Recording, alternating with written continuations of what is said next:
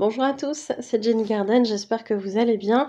Je reviens vers vous avec un message d'un runner pour cette chaser. Donc je remercie ces deux personnes de m'avoir donné leur accord pour la diffusion de ce message. Et si vous souhaitez vous aussi que je canalise l'âme de votre flamme jumelle, eh bien vous avez toutes les coordonnées pour me joindre en description sous cette vidéo. Alors ici, on a plusieurs questions. La première, c'est comment va ta santé mentale et physique? Ici, l'âme du runner répond: il y a des hauts et des bas, comme tout à chacun. Tu sais, quand je ne suis pas bien mentalement, j'essaie d'être fort et de ne rien montrer. Je ne veux pas paraître vulnérable aux yeux des autres et encore moins aux yeux de ceux que j'aime. C'est notamment pour cela que je ne te dis jamais lorsque ça ne va pas en règle générale. Donc on a ici un comportement typique du runner qui ne veut pas paraître vulnérable, qui ne veut pas montrer ses faiblesses. J'ai un petit oiseau qui vient à la fenêtre comme ça, je ne sais pas ce qu'il cherche, bizarrement. Et ce matin en déjeunant, je l'ai vu aussi, mais dans l'autre sens, dans la cuisine. C'est étrange. Il y a peut-être des messages qui vont arriver, je sais pas. Donc on a en tout cas un agissement de... Oh, j'ai même pas mis mon micro. Ça sera mieux, je pense, avec. On a un agissement très logique dans la démarche runner. C'est je ne veux pas paraître vulnérable. Je garde mon masque, mon faux self en permanence. Donc je vais bien, tout va bien. Et en fait, même quand ça va pas. Et il faut surtout pas dire aux autres qu'on n'est pas bien, parce que on a été rejeté étant plus jeune, plus petit. Donc on a appris à cacher ses émotions et quand ça va pas, etc. Donc forcément, les personnes qui sont autour du runner ne seront jamais au courant de ces choses-là. Ça va passer inaperçu, ou si on a des gens qui sont un petit peu lucides autour et qui vont ressentir que l'autre n'est pas bien, ils vont pas forcément aller creuser plus que ça, puisqu'ils vont se confronter à un mur, à quelqu'un qui va dire: «Mais non, tout va bien». Voilà, donc ils vont pas forcément creuser. Le chaser, lui, va savoir, va essayer de creuser, mais n'aura pas plus de réponses non plus, Perdez pas votre temps, les chasers. Non, je plaisante, mais la bonne volonté du chaser, elle est là pour aider, mais après, on peut pas aider quelqu'un qui a pas envie d'être aidé, tout simplement. Et voilà, c'est comme ça. Alors, question 2. As-tu des rêves ou des synchronicités qui te font penser à moi et à nous? Voici la réponse du runner. Oui, j'ai parfois des rêves, et notamment sur les périodes où tu me manques. Ce sont souvent des rêves où nous sommes proches l'un de l'autre et où nous nous faisons un câlin. Je ne sais pas si tu fais également ce genre de rêve et si tu t'en souviens. Je ne m'en souviens pas toujours car mon inconscient filtre beaucoup, mais lorsque cela arrive, cela me réconforte, mais aussi me fait pleurer car je prends conscience que j'étais bien dans ce rêve, mais que la réalité est autre et que j'ai choisi de t'ignorer plus ou moins pour me protéger. Je ne devrais pas, mais j'ai peur de l'amour que tu veux m'offrir. C'est bête, mais c'est ainsi pour le moment. Donc on voit ici qu'il y a des rêves chez le runner, c'est souvent le cas. Après, c'est vrai qu'il y a cette barrière du mental qui vient dire ok, j'accepte le rêve, je m'en souviens, ou non, là je suis encore un peu trop dans le déni, donc non, je filtre et je laisse pas passer. Mais oui, ça peut arriver, et du côté de chaser, c'est pareil, il y a des personnes qui vont filtrer sans le savoir toutes ces informations, alors rêve FJ ou pas FJ, qui vont filtrer en fait ces choses-là. Mais bon, au niveau de l'inconscient, l'info elle est passée. Donc il y a probablement encore une dualité, mais quand l'information elle passe cette barrière de l'inconscient, il y a vraiment cette idée de je suis triste parce que j'étais bien, et du coup ça va pas. Ça va pas parce que la réalité fait que ça n'est pas comme dans mon rêve, que souvent le runner il prend conscience que c'est un choix aussi qu'il a fait d'ignorer son chaser ou de le rejeter, etc. Et grosso modo, s'il vit pas cette chose-là qu'il vit dans son rêve, c'est un petit peu de sa faute quand même. C'est bien de conscientiser les runners, ces choses-là, c'est bien, ça avance. Après, c'est pas parce qu'ils conscientisent ça tout de suite que ça va avancer tout de suite, hein, les chasers. Mais c'est déjà un pas vers l'acceptation du lien, ce qui est déjà une très grande étape pour un runner. Alors, pour les synchronicités, j'en ai, mais soit je ne les vois pas, soit je ne les interprète pas comme telles. Ce sont des coïncidences, notamment ton prénom qui est répandu. Alors oui, cela me fait penser à toi brièvement. Il faut se rappeler que le runner qui est dans le déni du lien, voilà, il va croiser votre prénom, il va se dire oui, elle s'appelle comme ça, il y en a plusieurs qui s'appellent comme ça, c'est une coïncidence.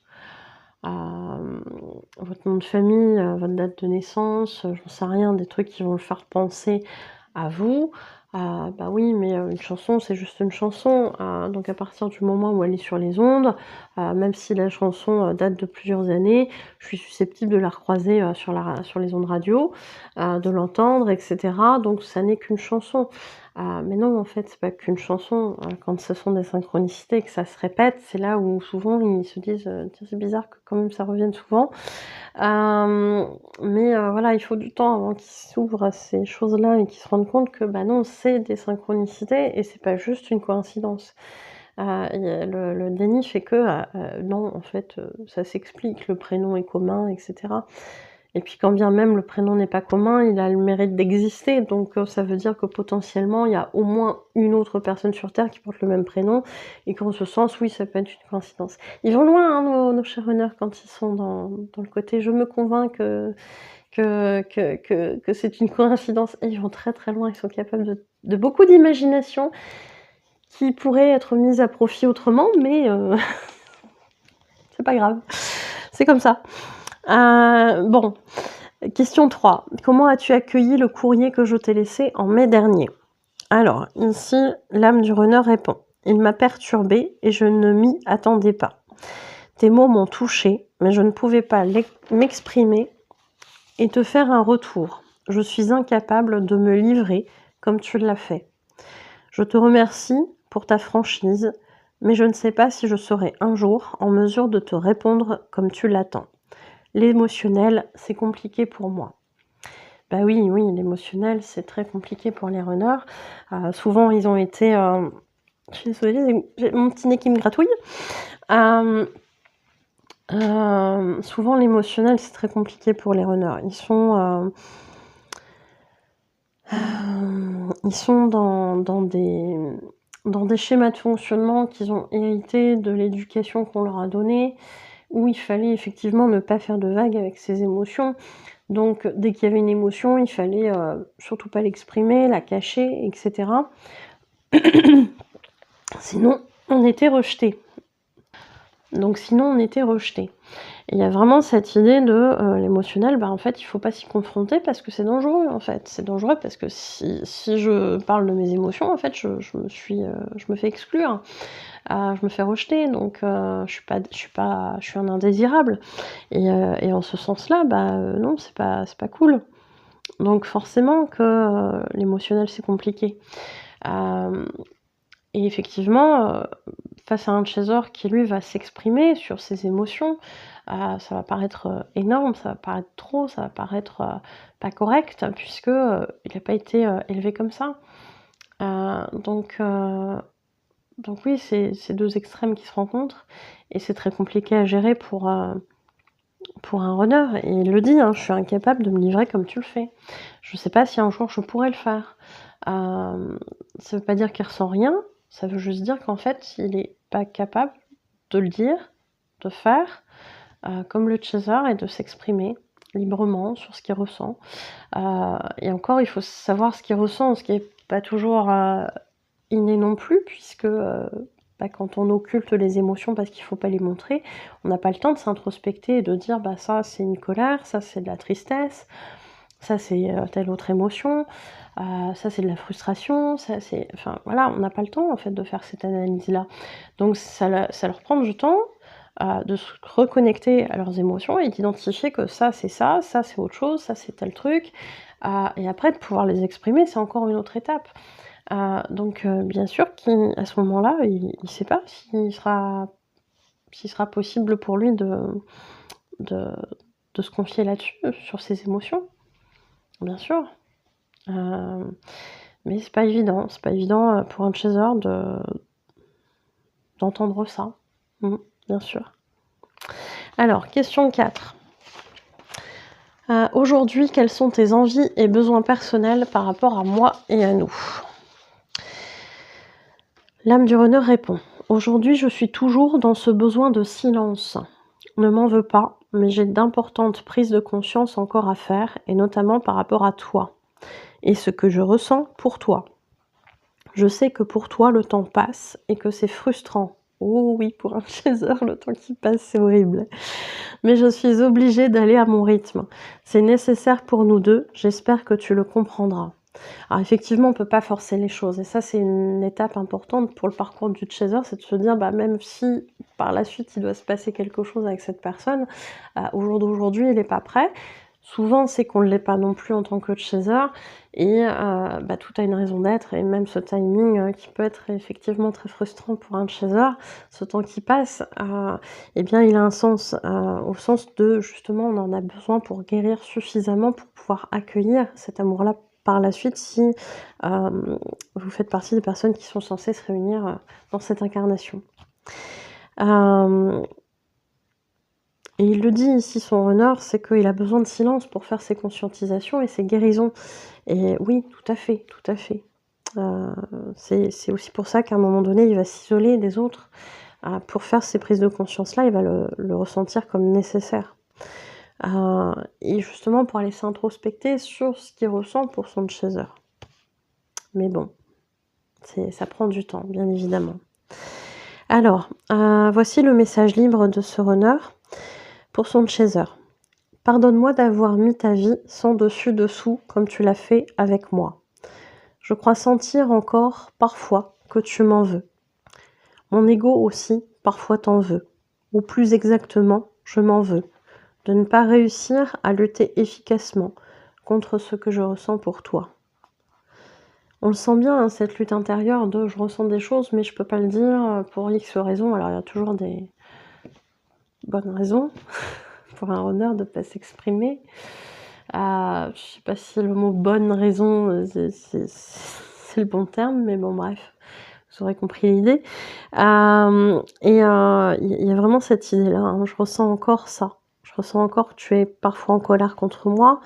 Mais ça peut être une autre émotion aussi, parce que ça met du temps effectivement chez un chaser de décanter ces émotions-là. Ouais, c'est vrai que parfois on peut... alors, le chaser est quelqu'un qui a beaucoup de valeurs, beaucoup de principes et qui a du mal à se faire bouger de ça. Et c'est bien et c'est pas bien. Il y a du bon, il y a du moins bon. Mais c'est vrai que souvent, quand il y a une douleur dans le passé chez le chaser, on a tendance à dire non, mais ça a été contraire à mes principes, jamais je passerai l'éponge là-dessus. Et on a une certaine ténacité qui peut être un peu improductive parfois, enfin contre-productive, à rester sur nos positionnements. C'est vrai que ça, c'est des choses qu'on nous demande de nous assouplir par la suite sur ces points-là. C'est pas évident, hein. Je n'ai pas toujours bien agi et je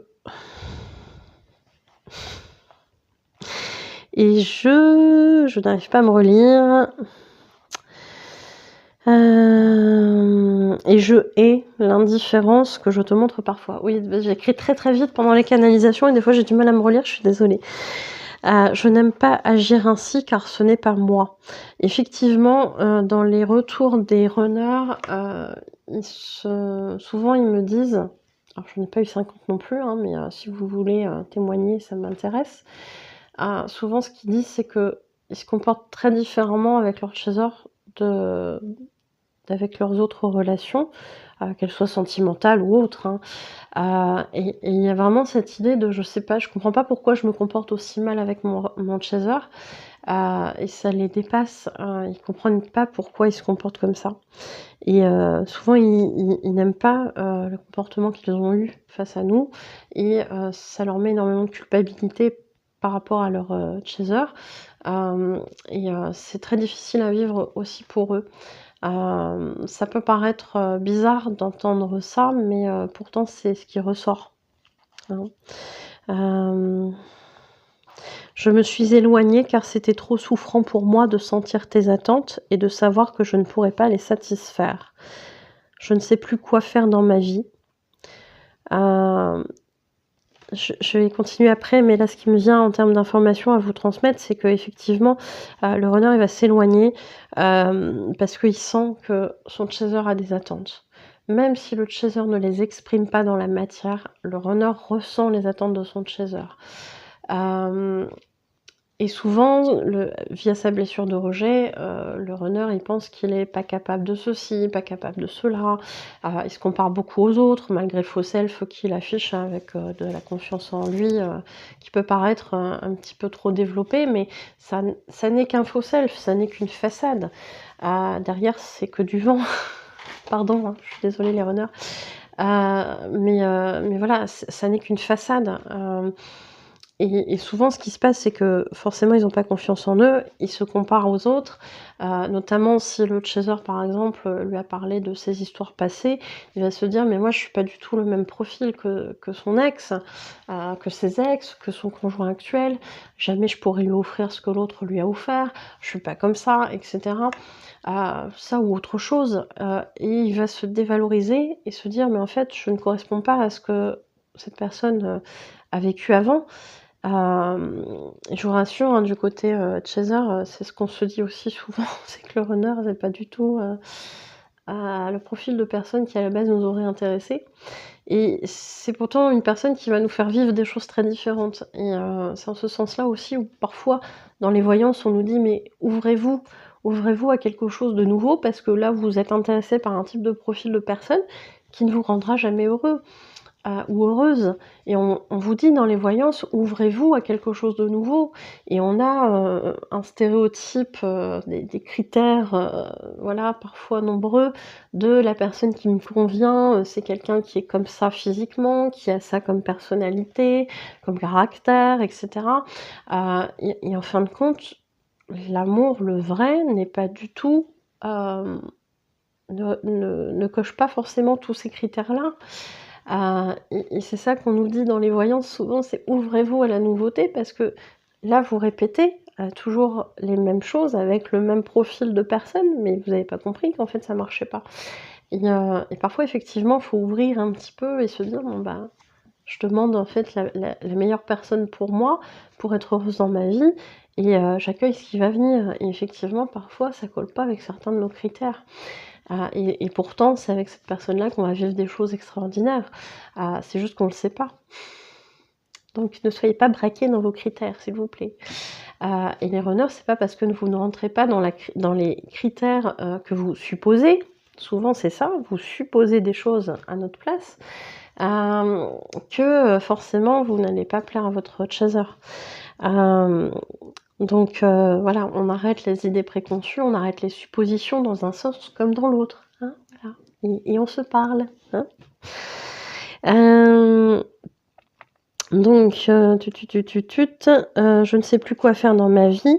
Il m'arrive des bricoles, des difficultés, pas forcément graves, mais que je trouve étranges. Je ne m'explique pas ces soucis. Oh! Ça serait-il pas des foudres karmiques? Oh, je ne sais pas. Pardon. Des fois, je peux pas m'empêcher d'être un peu ironique. Mais il y a de fortes chances que ça soit des foudres karmiques et il y a de fortes chances que ça augmente en intensité si, cher runner, tu ne comprends toujours pas le message. Bon, bref, tu verras bien. Dans la 3D, je n'ai pas compris que cela pouvait avoir un lien avec toi et mon déni de mes sentiments à ton égard. Bah oui, bah tu le comprendras après, hein, c'est pas grave. Chaque chose en son temps. Je finirai par me poser des questions à un moment donné. mais je n'y suis pas encore, car je suis encore trop rationnelle pour l'instant. Continue d'avancer, cela m'aide, merci. Donc effectivement, du côté runner, souvent ce qui se passe, c'est qu'il y a une espèce de fermeture. Pourtant, ils ont beaucoup de ressentis, mais ils sont pas forcément, très ouverts sur le côté spirituel. Alors il y en a quelques-uns, qui sont déjà ouverts là-dessus, qui parfois même sont déjà dans des métiers, d'ouverture comme, médium, énergéticien et cetera. Mais qui pour autant dans leur parcours vont être complètement comme ça, fermés, parce que c'est le principe du parcours qui est comme ça. Même si cette personne est connectée, même si cette personne capte des choses pour les autres, et je suis bien placée pour le savoir moi-même, en consultation, moi j'appuie sur le bouton, je suis en consultation, je vous donne des messages, bim, bim, bim, bim, bim, c'est la folie. Dès qu'il s'agit de mon parcours à moi, parcours MJ ou parcours perso, hein, j'appuie sur le bouton, il se passe rien. Je vous raconte pas des fois la frustration que je peux avoir, mais c'est comme ça. C'est parce que j'ai des choses moi aussi à comprendre par moi-même. Donc je finis par me dire: «Bon bah OK», mais des fois je me dis: «Putain les guides là vous êtes pas cool». Donc je l'ai dit tout à l'heure je crois en plus. Bref, donc voilà, c'est pas parce qu'ils sont connectés que ça va être plus facile. Non, bien au contraire, ils vont se fermer, sur leur côté spirituel, en tout cas en lien avec, leur chaser. Pour le reste, ils vont faire leurs séances, tout ça, ils vont donner des messages, mais ils vont rencontrer des difficultés autres, parce que justement ils sont pas sur leur bon chemin. Comprendront quand ils auront envie de comprendre, quand ils seront prêts, quand ils seront prêts à accueillir cette info, quand ils seront prêts à se donner les moyens aussi d'agir dans leur guérison, et ça on n'est pas toujours prêt à faire ces choses-là tout de suite. Donc bah, ça viendra en temps et en heure, tout simplement. Voilà, bah, j'espère qu'en tout cas ça vous aura aidé, et je vous remercie pour votre écoute. N'hésitez pas à liker, partager, commenter, parce que ça aide la chaîne aussi à se faire connaître, et du coup ça peut aider d'autres personnes en parcours de flammes jumelles. Donc voilà, je vous remercie beaucoup et je vous souhaite une belle journée ou une belle soirée, et je vous dis à bientôt, prenez soin de vous.